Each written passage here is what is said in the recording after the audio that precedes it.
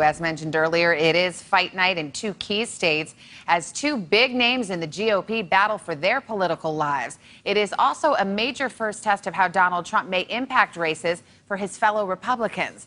In the meantime, an African-American Trump surrogate is apologizing now for something critics called racist on social media. We get all of this now from NBC's Katie Tour. When Donald Trump isn't mired in his own controversies, his surrogates stir it up for him. Pastor Mark Burns apologizing for tweeting a cartoon of Hillary Clinton in blackface. Last thing I want to do is to aim people.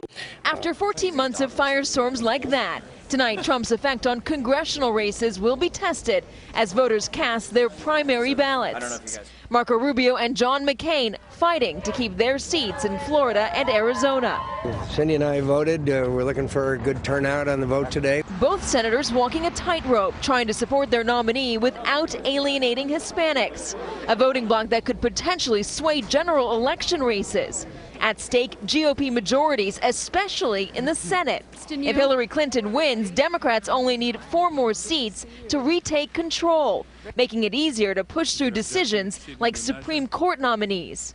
Holding the Senate, I think, is an extremely important goal for Republicans. And frankly, the House of Representatives is probably, if things were not to go as we would like, our real last line of defense. Incumbent senators facing tough battles, Democrats linking them to Trump's divisive rhetoric. I've said that I'm going to be voting for our nominee, but I've also been quite clear when I've had disagreements with him, which I will continue to do.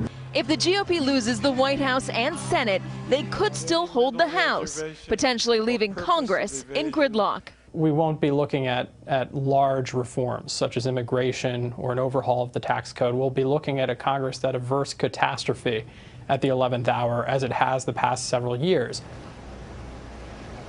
Instead of campaigning for down-ballot Republicans, Donald Trump is here in deep blue Washington state.